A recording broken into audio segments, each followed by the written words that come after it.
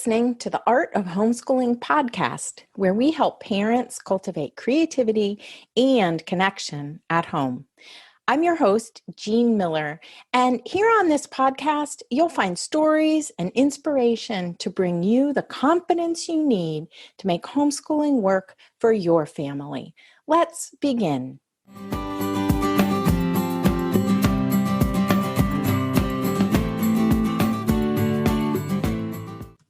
Well, hey, today I want to offer you some ways to bring more ease into your homeschool, because we can all get stuck feeling like we're not doing enough, like we're not doing it right, while ease and connection are what we're really after. So how do we make the switch from not enoughness to ease and connection? Here are 3 simple suggestions for you, and I have some more resources to share. So each of these suggestions gives you a little snapshot into homeschooling and how you might think about what you're doing. These are based on questions I get all the time from homeschooling parents. When you think about it, homeschooling is really a combination of mindset and implementation. I love thinking of it that way because sometimes it helps to work on our mindset, and other times we want to get more specific and honed in our implementation of the lessons and the planning. So, like I said, these suggestions are based on questions that I often get. And this idea of combining mindset and implementation, it's really how we think about our efforts, how we think about our children and ourselves, and how we're all doing it all, and how we bring the lessons to our kiddos, how we put it all together. So here's my first suggestion. The lively arts, which I love incorporating into homeschooling. I think it really does help bring the lessons alive. And those lively arts are movement and music and drama and painting, all kinds of active experiences that we bring to our children, coupled with the stories that we read or tell that help to bring the new material, right? Introduce these new concepts. So the lively arts are about creativity, not about creating a carbon copy, right? A copy of someone else's watercolor paintings or main lesson book drawings or clay sculptures. We're not trying to copy or do an activity or a piece of art that's exactly like someone else's. So here's an example. If your child, let's say you're doing Norse mythology and your child is really in the flow in his Yggdrasil tree watercolor painting from the Norse myth that you've just shared, it turns into a flaming bearded head of Thor with speckles of blue ice throughout. Celebrate the creative moment and let go of your idea for the end product. This experience will live deeply in your child, and that's really what we want. Second suggestion. Observe your child's developmental stage carefully and reflect on how the main lesson materials are living in your child. If the material matches your child's developing consciousness, the lessons will flow with a lot more ease as your child lives into the stories that you're telling. So seek out resources to learn more about the developmental nature of Waldorf-Inspired homeschooling so that you can sharpen those observation skills. If you want help with that, we have a great free guide called Ages and Stages that it matches a description of the child's development at each grade, matching that with the curriculum. You can find that at artofhomeschooling.com/ages and stages.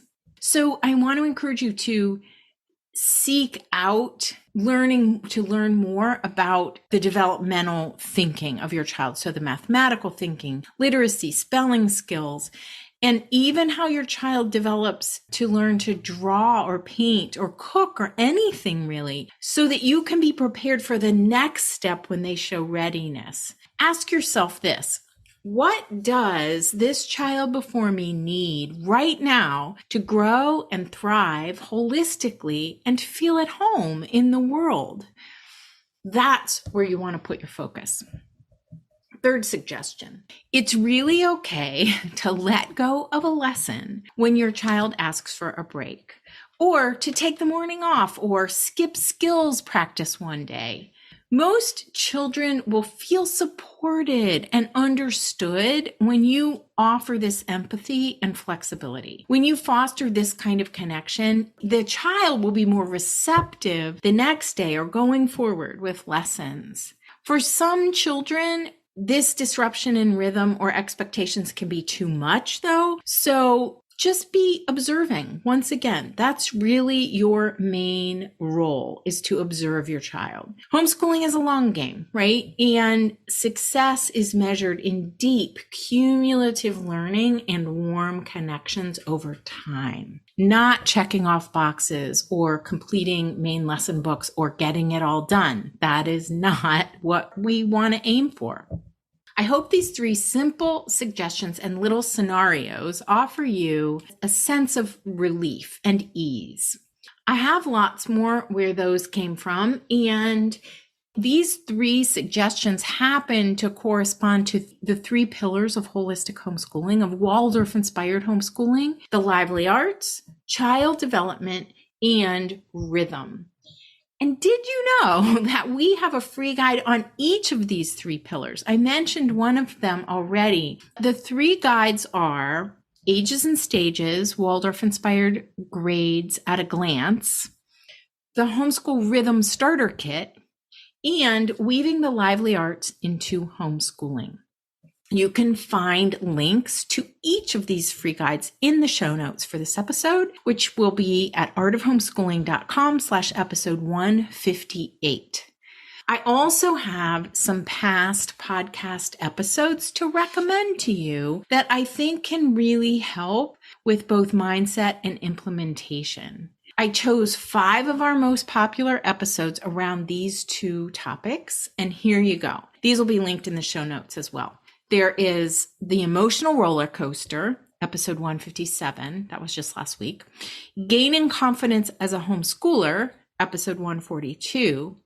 How to Deal with Your Own Anger, episode 151. Start Where You Are, episode 137. And Bring on the Singing, episode 124. Now for implementation, here are the 5 that I would recommend you check out. Thinking, Feeling, Willing, 3 Ways Children Learn, which is episode 126. The 3 Stages of the Waldorf Curriculum, episode 103. Block learning is fantastic for homeschooling, and here's why, episode 90. How to Make the Waldorf Curriculum More Homeschool Friendly, episode 120. And Homeschool Lesson Planning, episode 127. One last tip: if you're listening to this in real time, we have a brand new shop that's about to open, and it's for all of our printable guides. So our book hearth guides and our planning templates will be available through the shop, as well as our Homeschool Simplicity bundle. And every year, this is really exciting, we're kicking this off, opening our new shop with our birthday sale, because every year we have an annual birthday sale. And this year it starts on the 16th of November and runs through the 19th, because that's my actual birthday. And we're having a sale on our guides, planning templates, and the Homeschool Simplicity bundle to help you find more ease in your homeschooling. With our book hearth guides, you can create a main lesson block for your whole family around just one book. With our holistic planning templates for homeschoolers, you'll find 14 colorful templates that you can use to plan your year, your week, your days, and they're great to print out and create a planning binder for yourself. And the Homeschool Simplicity bundle helps you bring it all together with video trainings and printables to help guide you in every aspect of your homeschooling. So get on our email list to be notified of this sale, and you'll find the link in the show notes. If you get any of the free guides, you will automatically be added to our email list, and the links to those are in the show notes at artofhomeschooling.com/episode 158. Thank you so very much for listening to the Art of Homeschooling podcast. If you have 30 seconds today, we'd love it if you would leave a review for the podcast. We've been doing this podcast for the past 3 years, every week, and we have now over 100,000 downloads. The more we hear from you, the more excited we are. It helps us know how to keep creating great content so that you can keep your homeschooling simple, inspiring, and doable. That's what we're all about around here. You can leave a review in your favorite podcast player, wherever you listen to this podcast, or click the link to the show notes. There'll be another link there for you to leave a review for us. Thanks again for tuning in today, and I'll see you next time. Bye for now. That's all for today, my friend. But here's what I want you to remember. Rather than perfection, let's focus on connection. Thanks so much for listening, and I'll see you on the next episode of the Art of Homeschooling podcast.